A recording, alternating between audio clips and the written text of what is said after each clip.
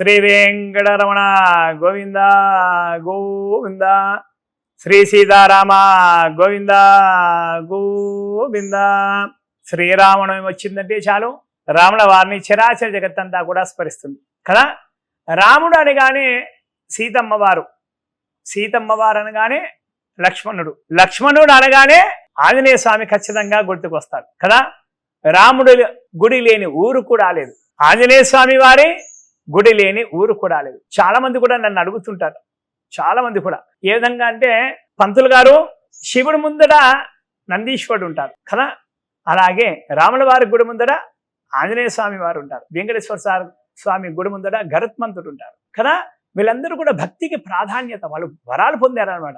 అటు నందీశ్వరుడు పొందాడు, ఇటు ఆంజనేయ స్వామి కూడా పొందాడు, అటు గరుత్మంతుడు కూడా పొందాడు కదా. ఇంకా కొన్ని ఆలయాల ముందు కూడా అమ్మవారి ఆలయాలలో సింహాలు ఉంటాయి, అలాగే పులులు కూడా ఉంటాయి కొన్ని ఆలయాల ముందు.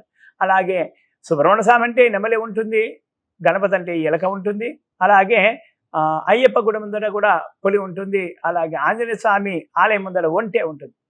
వీళ్ళందరూ కూడా భగవంతుణ్ణి అత్యంత ప్రియాతి ప్రియంగా ప్రార్థన చేసి తపస్సు చేసి మెప్పు పొందిన వారు, ఎన్నో ఎన్నో పరీక్షలకు ఆటుపోట్లకు తట్టుకొని భగవంతుడి యొక్క మెప్పు పొందినవారు. అదే కోవలో ఆంజనేయ స్వామి వారే అంటేనే రాముడికి ఎందుకు ఇష్టం, రాముడు అంటేనే ఆంజనేయ స్వామి వారికి ఎందుకంత ఇష్టం అంటే, రాముడిలో ఉన్నటువంటి గుణాలన్నీ కూడా ఆంజనేయ స్వామి వారికి ఇష్టమే. ఆంజనేయ స్వామి వారి ఆయన దగ్గర ఉన్నటువంటి గుణాలన్నీ కూడా రాముల వారికి ఇష్టమే. ఎందుకంటే తన మాటని జబదాటడు. రాముల వారికి ఏది కావాలో ఆంజనేయ స్వామి వాయువేగంగా చేసి పెడతాడు. తను అడుగుతున్నది పూర్తి కాకముందు, ఎందుకంటే వాయువేగమే ఎంత చాలా ఫాస్ట్గా ఉంటుంది కదా. రాముడిలో ఉన్న గుణాలన్నీ ఆంజనేయ స్వామి వారికి ఇష్టము, ఆంజనేయ స్వామి వారిలో ఉన్నటువంటి గుణాలన్నీ కూడా రాముడికి ఇష్టం. అందుకోసం ఇద్దరికీ అవినాభావ సంబంధం ఏర్పడింది. ఒకానొక సమయంలో ఒక చిన్న విషయం చెప్తాను. ఆంజనేయ స్వామి వారికి ఉపనయనం చేసే వయసు వచ్చింది. తండ్రి కేసరి అంజనాది ఇద్దరు కూడా ఆంజనేయ స్వామి వారికి ఉపనయనం చేద్దామని అనుకున్నారు. కానీ ఆంజనేయ స్వామి వారు ఆలోచించారు, అప్పుడు బాలరాముడు తనకు ప్రతినిత్యం కూడా ఇది ఉపనయనం చేసుకునే త్రికాల సంధ్యావందనం చేసుకోవాలి, 3 కాలాల పాటు సంధ్యావందనం చేసుకోవాలి, గాయత్రి మంత్ర ఉచ్చారణ చేయాలి, నిత్యం జపం చేయాలి ఖచ్చితంగా కదా. జపం చేయాలంటే ఆంజనేయ స్వామి వారికి ఒక విషయం తనకు ఎప్పుడూ తెలుస్తుండేదన్నమాట మనసులో. నాకు భవిష్యత్తులో ఎవరో, నాకు ఆరాధ్య దైవం ఎవరో ఉంటారు, వస్తారో, ఆయన్ని నేను నిత్యం ప్రార్థించాలి, ఆయన్ని నేను కొలవాలి అనేది నిత్యం మన మనసులో మెదిలేదన్నమాట. అప్పుడు తండ్రితో తల్లితో అంటాడు ఆంజనేయ స్వామి, మాతాపితృలారా, నాకు మనసులో ఎప్పుడు ఒక ఆలాపన కలుగుతుంది, నా నాథుడు ఎవరు వస్తారు, నేను ఆయన సేవ చేసుకోవాలి, ఆయన నామపారాయణమే చేయాలన్న జీవితం అంతా కూడా. మరి మీరు ఉపనయనం చేయాలి అని అంటున్నారు కదా, ఉపనయనం చేస్తే త్రికాల సంధ్యావందనం చేసుకోవాలి, మరి గాయత్రి ఉచ్చారణ కూడా చెయ్యాలి కదా. మరి నాకు భవిష్యత్తులో వచ్చేలాగున్నారు, నేను వారిని ఆశ్రయం పొందాలి, వారి సేవ చేసుకోవాలి, మరి గాయత్రి ఉచ్చారణ నాకు మనసులో ఎలా కలుగుతుంది, ఆ నాథుడి యొక్క నామపారాయణమే నా జన్మంతా రాసి ఉందని నా మనోవేదన చెప్తుంది, నా మనసులో ఆలోచన కలుగుతుంది అని అంటారు. అనగానే అప్పుడు తల్లిదండ్రులు అంటారు, నాయనా, నీకు ఆయన ఎవరో భవిష్యత్తులో వచ్చేవారు ఎవరో ఉన్నారో, భగవత్ స్వరూపులు వారు కూడా త్రికాల సంధ్యావందనాదులు చేసేటువంటి వారు కూడా ప్రతినిత్యం కూడా గాయత్రి ఉచ్చారణ చేసేటువంటి వారు, త్రికాల సంధ్యావందనాలు కూడా ఆయన కూడా చేస్తాడు. కాబట్టి ఆయనతో సరిసమానంగా నువ్వు చెయ్యాలి అంటే కనుక నువ్వు కూడా ఉపనయనం చేసుకోవాల్సింది అంటారు. ఇక్కడ గమనించాల్సింది ఏంటంటే, ఆంజనేయ స్వామి వారు తన రాముల వారి యొక్క నామం తప్ప నా మనసులో ఏది కూడా ఉచ్చారణ ఉండదు. 3 కాలాలు కాదు, 30 కాలాలైనా, 30 గడియలైనా, 24 గంటలైనా కూడా రామనామ పారాయణమే తన మనసులో నిశ్వాసలు కూడా రాముడితోనే లోపల వెళ్ళాలి, గాలి రాముడితోనే బయటకు రావాలి. అంతటి భక్తి తత్పరుడు రాముడు.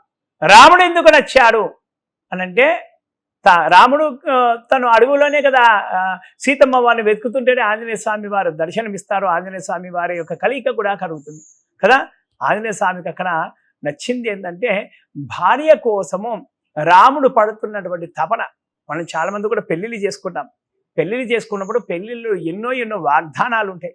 ఎలా అంటే, సర్వావస్థలందు సర్వకాలాల యందు భార్యని భర్త విడిచిపెట్టవద్దు, ఎన్ని కష్టాలు వచ్చినా నష్టాలు వచ్చినా ఏది వచ్చినా కూడా, ప్రళయం వచ్చినా కూడా ఖచ్చితంగా చేయబట్టుకొనే ఉండాలి. అటు భర్త, అటు అమ్మాయి భర్తకు వాగ్దానం చేయాలి, అప్పుడు భర్త అటు అమ్మాయికి కూడా వాగ్దానం చేయాలి. వాగ్దానం చేపిస్తారు కూడా పంతులందరూ కూడా, మహాసంకల్పం చెప్పి కొన్ని మంత్రాలతో వాగ్దానం చేపిస్తారు. దాని తాత్పర్యాలు మీ అందరికీ తెలియదు, మంత్రాలన్నీ మేము చదువుకుంటూ వెళ్తున్నాం కదా. అవన్నీ కూడా ఖచ్చితంగా పాటించాలి. నిజంగా పాటిస్తున్నామా? మనం పాటించలేం. ఎందుకంటే మన దగ్గర అంత శక్తి లేదు కూడా, అంత ఓపిక కూడా మనకు లేదు. కానీ రాముల వారు ధర్మాన్ని పాటించారు. సీతమ్మ వారిని రావణుడు ఎత్తుకెళ్ళినా కూడా ఎక్కడికి ఎత్తుకెళ్ళాడు ఏంటో అని వదిలిపెట్టకుండా తన జాడ కోసం వెతుకుతూ ఉంటే ఆంజనేయ స్వామి వారు కూడా కనిపించగానే ఆంజనేయ స్వామి వారు రాముడి యొక్క తపనని అర్థం చేసుకున్నాడు. తన భార్య కోసం రాముడు పడుతున్నటువంటి తపనని అర్థం చేసుకున్నాడు. ఎంతటి మహనీయుడు, భార్య అంటే ఎంతటి ప్రేమ. అలాగే తమ్ముడు కోసం కూడా చాలా తపన పడుతున్నాడు. తమ్ముడు తిన్నాడా లేదా, పడుకున్నాడా లేదా సమయానికి. రాముడు సీతమ్మ వారు లేనప్పటి నుంచి కూడా తనకు సరైనటువంటి నిద్ర కూడా లేదు. నిద్ర లేకున్నా కూడా లక్ష్మణుని చూసుకుని వాడు తిన్నాడా లేదా, పడుకున్నాడా లేదా అని. అలా ఆంజనేయ స్వామి వారు కూడా అలా కూడా నచ్చింది. సోదర భావం, తన తమ్ముణ్ణి కూడా ఒక తండ్రిలా చూసుకుంటున్నారు. అలాగే ఆంజనేయ స్వామి వారిని కూడా ఒక స్నేహితుడుగా, ఒక కొడుకులాగా కూడా చూశాడనమాట. ప్రతి విషయంలోనూ కూడా తిన్నావా, ఏం చేస్తున్నావు, ఏమిటి అన్నీ కూడా కుశలంగా ప్రశ్నలు వేసేవారు. అలాంటి ధర్మాత్ముడు రాముడు కాబట్టి ఆంజనేయ స్వామి వారికి భక్తి పెరిగింది రాముడి పైన. రాముడిలో ఉన్నటువంటి సర్వశక్తులు కూడా ఆంజనేయ స్వామి వారికి కూడా తెలిసినాయి కూడా. అందుకోసమే ఆంజనేయ స్వామి వారికి రాముడి మీద అచంచలమైనటువంటి భక్తి, ఎనలేని భక్తి, తరిగిపోనటువంటి ఎన్నటికీ తరగని భక్తి కూడా ఆంజనేయ స్వామి వారికి రాముల వారి పైన ఉంది. ఈ భక్తి అనేది అమరత్వం. చిరంజీవి ఆంజనేయ స్వామి కదా, 7 సప్త చిరంజీవులు ఉన్నారనమాట. ఆ చిరంజీవి ఆంజనేయ స్వామి ఉన్నంత మటుకు రాముల వారు ఖచ్చితంగా ఉంటారు. మనకు ఎన్ని యుగాలు వచ్చినా 4 యుగాలు, కృతయుగం, త్రేత, ద్వాపర, కలియుగం. ఈ 4 యుగాలు, ఆ తర్వాత మళ్ళీ కూడా కృతయుగమే వస్తుంది కదా.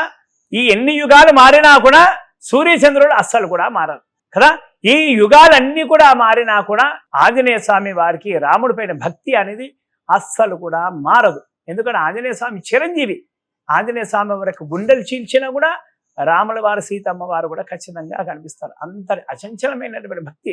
రాముడు అంటే అమితమైనటువంటి ప్రేమ ఆంజనేయ స్వామి వారికి. సర్వావస్థలందు, సర్వకాలాలయందు ఎన్ని సమయాలు వచ్చినా, ఎన్ని ప్రళయాలు వచ్చినా, ఏమొచ్చినా కూడా ఆంజనేయ స్వామి వారి యొక్క భక్తి నిశ్చలం, నిరంతరం ఉంటుంది. అంతటి మహానీయుడు రాముడి వారి పైన భక్తి ఆంజనేయ స్వామి వారికి ఉంది.